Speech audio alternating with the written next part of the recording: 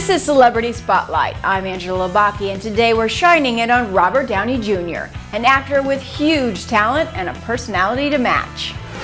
Playing a character that is portrayed in the production notes as well-endowed with blue-collar charisma and a quasi-cabaret optimism, Robert Downey Jr.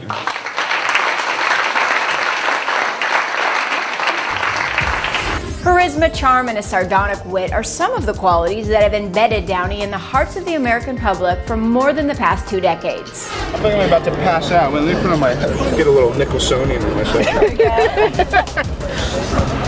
What do you think? Have you ever worked with these guys before? Not that I remember, no. What do you think of comedy like this? Do you think this is something you want to get involved in? I think it's the kind of thing that it will really bring world peace. Why do you say that?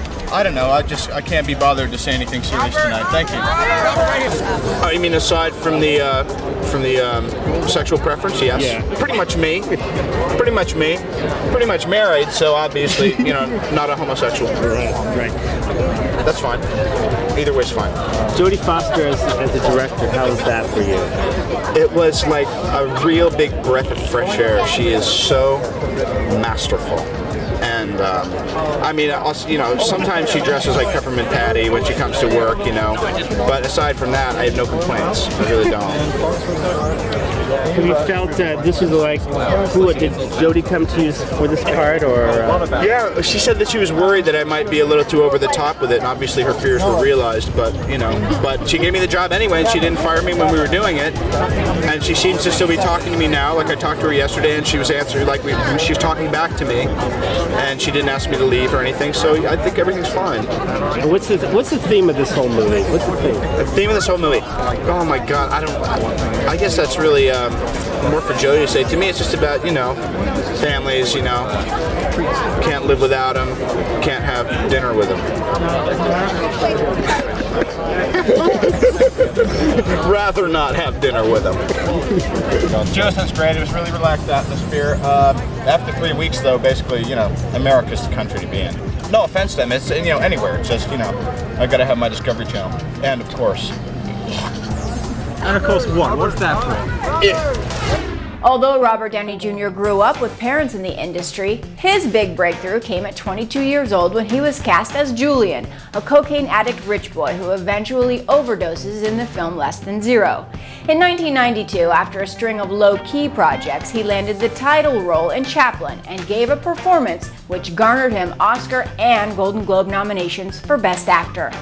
Well, Chaplin used to say that that these kind of things implied that people were in competition with each other, but rather I think it's just I don't know what to think. It's my first time. Again, after years out of the scene, Downey re-emerged as Callista Flockhart's love interest when he joined the cast of the hit television series Ally McBeal.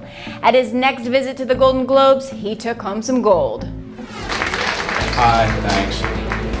I just wanted to share this with my fellow nominees, and just say that this really means a lot, and it's been really a great pleasure working on the show.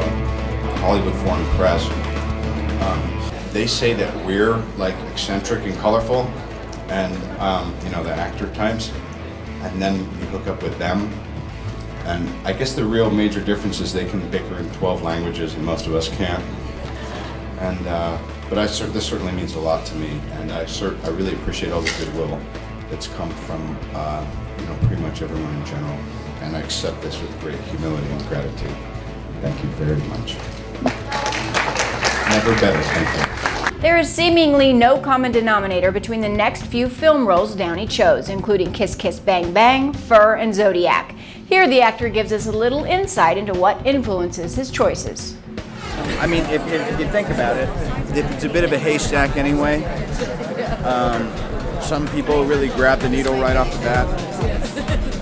I'm kind of like the last stalk in the haystack. I'm like, well, it's not that, and then there's the needle. So I've had a lot of opportunity to make mistakes.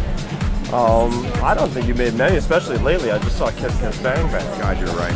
I don't even know what to say. I gotta change my opinion. I'm nailing it on it. Every time, man. I work hard and I love it, and it's always, I always imagine that it's really easy to blow it if you don't work your ass off. It may be that philosophy that helped him to the number 60 spot on Time Magazine's 100 most influential people in the world in 2008.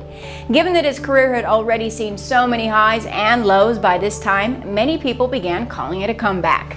I guess I'd have to say it's sweeter. You think about this stuff like as an athletic event or for a sports team, you know, so you haven't been on the underdog list for a while, it feels good, you know. That's why Pops and I are taking a victory lap and having fun and, you know. But perhaps his biggest victory yet was landing the title role in the film Iron Man, which grossed over $250 million. Downey had to gain more than 20 pounds of muscle to play Tony Stark. What's excellent is that we're doing this origin story and fans love that. We're getting really positive feedback. She actually thought I was hot for about 2 weeks when we were shooting, when I was at my most ripped. And now she knows I'm a schlub and I gotta get back to the gym. What did you keep from the film in terms of souvenirs? What didn't he keep? Everything they'd let me. We have the Iron Man Museum at our house. Well, have you restricted to a certain room? Like you can have a room of masks, but... No, this is not What would you call that? The vanity? Keep going. Hey, speaking of hot, Gwen is looking fantastic. Boy, oh boy. What was she like working with? She's the most awesomest. And, awesomest!